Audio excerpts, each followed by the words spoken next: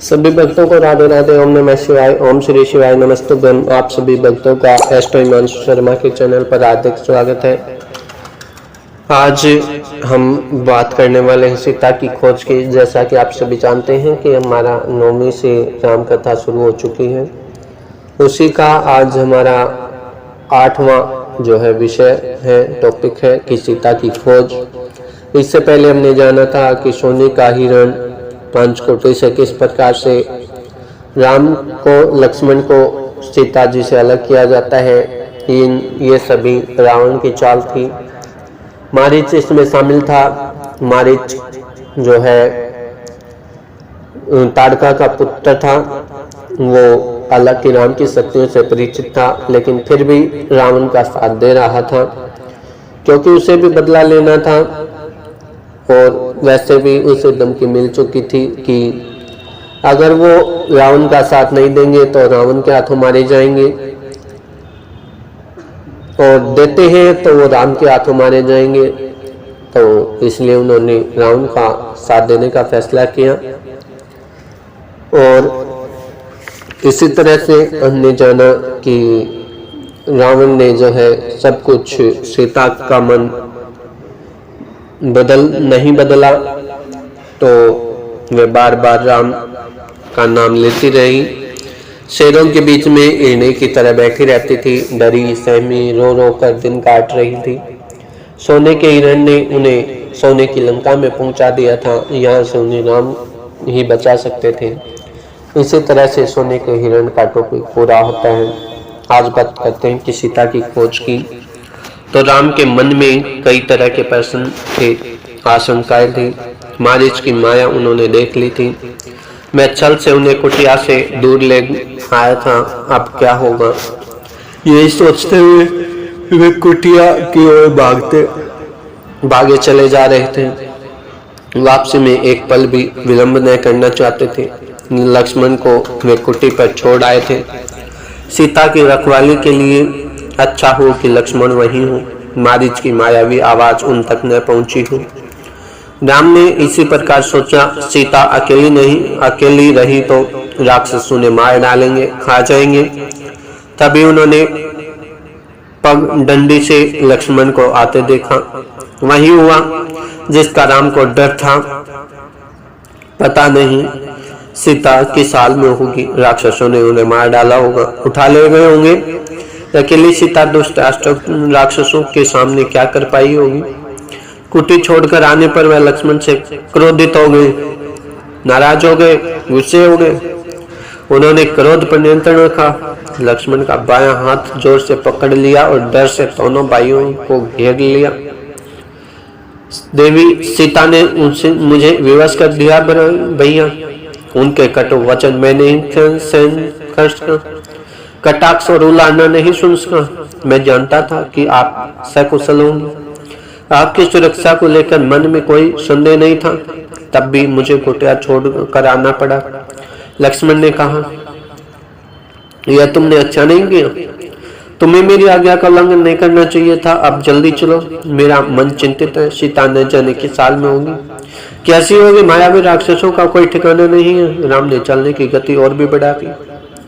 कुटिया अभी कुछ ही दूरी पर दिखाई पड़ने लगी थी। राम ने वहीं से पुकारा, सीते तुम कहाँ हो। जैसे ही उन्हें पता चल गया तो कि सीता लक्ष्मण आश्रम में नहीं है, कुटिया मौन रही, वहां से कोई उत्तर नहीं मिला। राम की बेचैनी बढ़ गई। उनकी एक आवाज पर कहीं से उपस्थिति हो जाने की सीता वहां नहीं थी। अनुपस्थिति बोलती कैसे। राम की आवाज पेड़ों से टकराकर हवा में विलीन हो गई, कुटिया के शून्य में समा गई। राम पुकारते रहे, उत्तर उन्हें हर बार सन्नाटा ही मिला। चुप्पी हर ओर थी।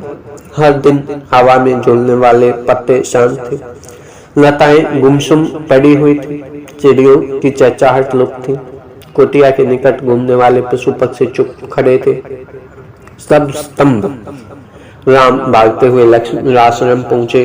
कुटिया में जाकर देखा, सीते सीते पुकारते हुए उन्होंने आसपास की हर जगह देखी, पेड़ झाड़ियों के पीछे गए, उन स्थानों की ओर भागे जहां सीता जा सकती थी। सीता का कहीं पता न था। शोक से व्याकुल राम रोने लगे। सीता से बिछुड़ना उनके लिए असहनीय आघात था। वे शुद्ध बुला बैठे। विरह में वे गोदावरी नदी के पास गए। उससे पूछा, तुमने सीता को कहीं देखा है? नदी ने कोई उत्तर नहीं दिया। वे पंचवटी के एक एक वृक्ष के पास गए। उसने पूछा, कोई सीता का पता बता दे। हाथी के पास गए। शेर से पूछा, फूलों के पास रुके, चट्टानों से, पत्थरों से, सभी से पूछा। शोक संतप्त राम भूल गए कि चट्टानें नहीं बोलती, पेड़ पौधे बात नहीं कर सकते, उनकी भाषा मौन है, उनके उत्तर भी मौन है।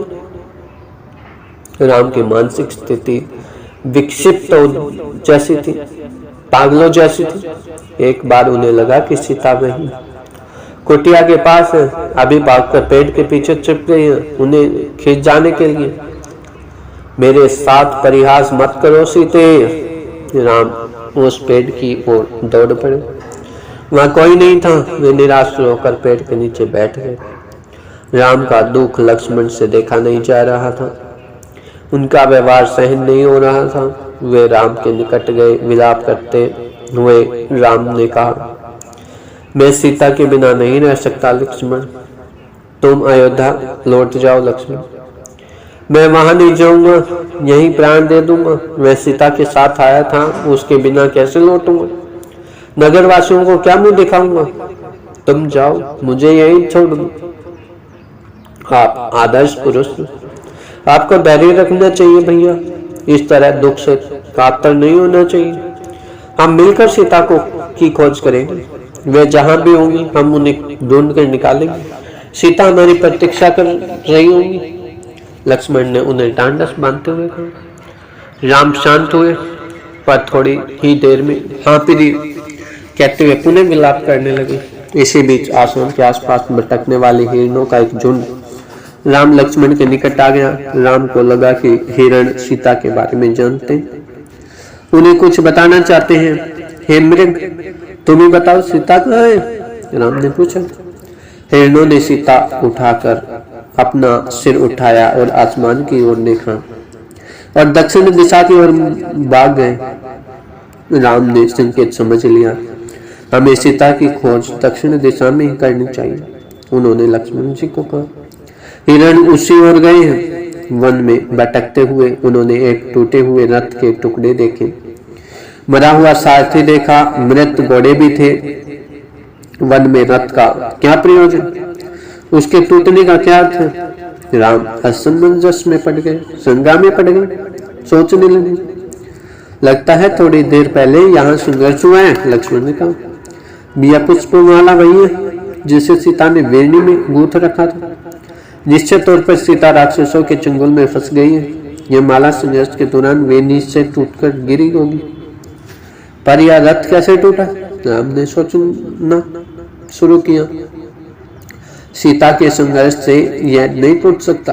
अवश्य किसी ने राक्षसों को चुनौती दी होगी, उनसे युद्ध किया होगा। वहां से थोड़ी ही दूरी पर राम ने पक्षी राज जटायु को देखा। पंख कटे हुए थे, लहू लुहान अंतिम सांसें गिन रहे थे। हे राजकुमार, सीता को रावण उठा ले गया। मेरे पंख उसी ने काटे हैं। सीता का विलाप सुनकर मैंने रावण को चुनौती दी थी, उसका रथ तोड़ दिया, सारथी और घोड़ों को मार डाला, स्वयं रावण को भी घायल कर दिया, पर मैं सीता को नहीं बचा सका। रावण उन्हें लेकर दक्षिण पश्चिम दिशा की ओर मुड़ गया। कहते हुए जटायु ने अपने प्राण छोड़ दिए और साथ ही साथ उनसे अपनी क्रियाक्रम का वचन भी मांग लिया कि वो आप ही अपने हाथों से मेरा अंतिम संस्कार करेंगे। राम ने उन्हें आगे बढ़ने से पहले जटायु की अंतिम क्रिया की वे सोचते रहे, पछताते रहे।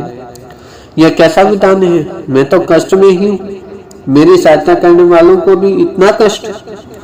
राम की आंखें नम हो गई। उन्होंने जटायु को अंतिम बार प्रणाम किया। जटायु ने सीता के बारे में महत्वपूर्ण सूचना दी थी।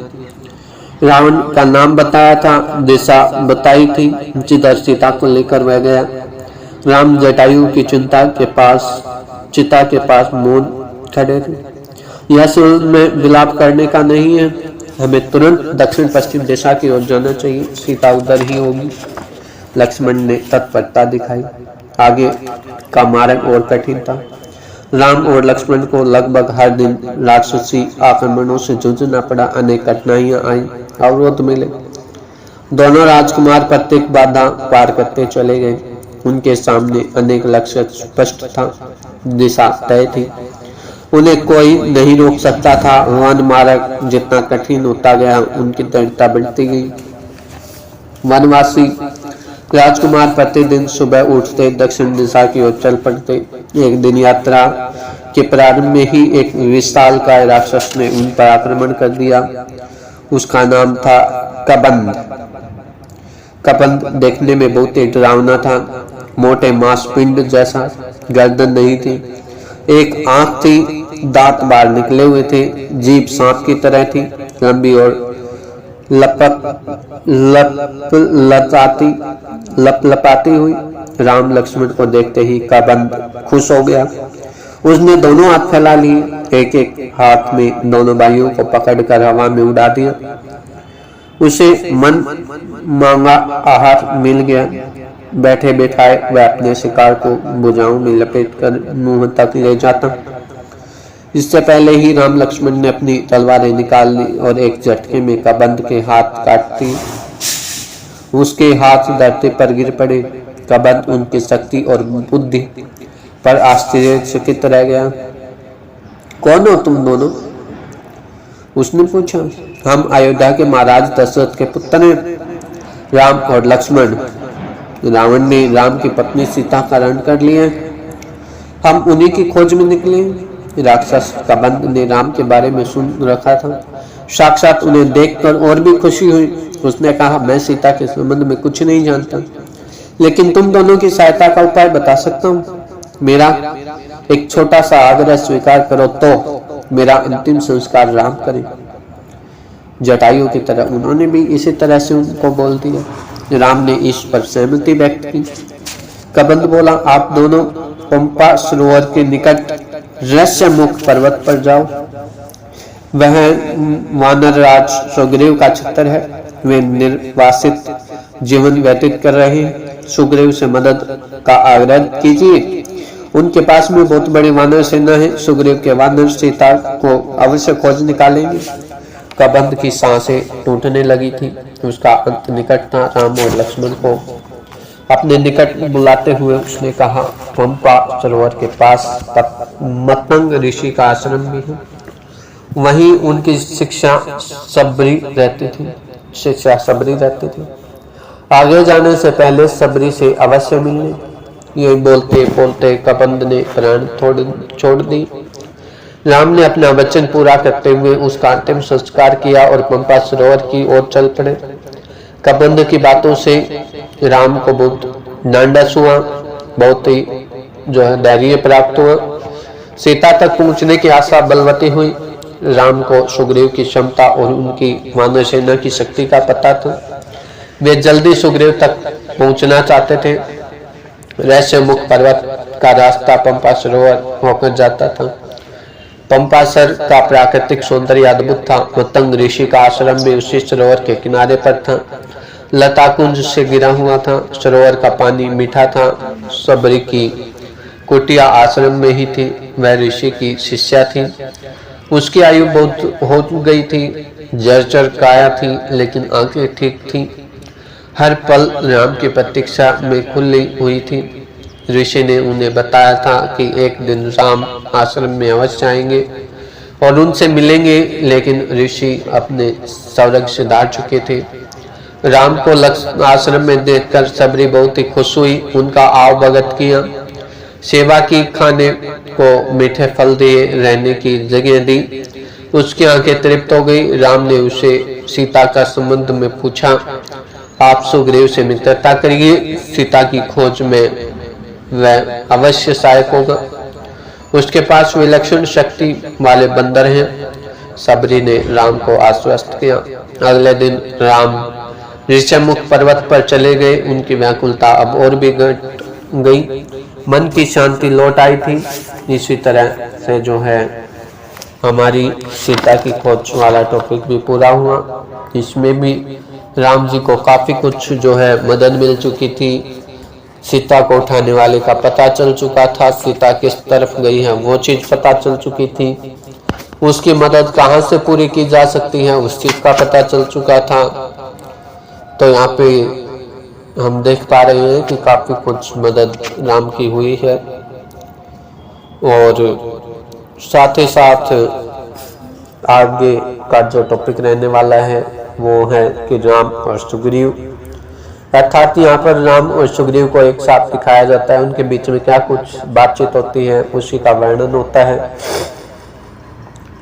आज के लिए कोशिश करते हैं कि इतना ही रखें। तो उम्मीद करते हैं कि आपके सभी सवालों के जवाब मिल गए होंगे। अगर फिर भी रहते हैं तो एक बार कमेंट बॉक्स में जाकर अपने सवाल ज़रूर टाइप करें और साथ ही आप अपना नाम, जन्म स्थान, जन्म समय, जन्म की तारीख अवश्य रूप से टाइप कर दें और साथ ही अपना संपर्क नंबर जिससे कि आपसे संपर्क किया जा सके और आपके सवालों के जवाब दिए जा सके। और जहाँ तक उम्मीद है वहाँ तक आपके सभी सवालों के जवाब हमारी इसी राम कथा से मिल जाएंगे। हाँ, ये हो सकता है कि आपके सवालों के जवाब देने का तरीका अलग हो सकता है, लेकिन आपके सभी सवालों के जवाब इसी के अंदर छुपे हुए हैं, इसीलिए इसकी शुरुआत की गई है। उम्मीद करते हैं कि आपके लिए काफ़ी लाभप्रद रही होगी, तो इसलिए इसे अन्य लोगों के पास में भी शेयर करें ताकि अन्य लोग भी इससे लाभ प्राप्त कर पाएँ। इससे इन्हीं सभी जानकारियों के साथ में हमारे संग जुड़े रहें और भी इसी प्रकार की उपयोगी जानकारी हमसे लेते रहें। आज के लिए इतना ही, हमारे संग जुड़े रहें। मैं पंडित हिमांशु शर्मा, धन्यवाद।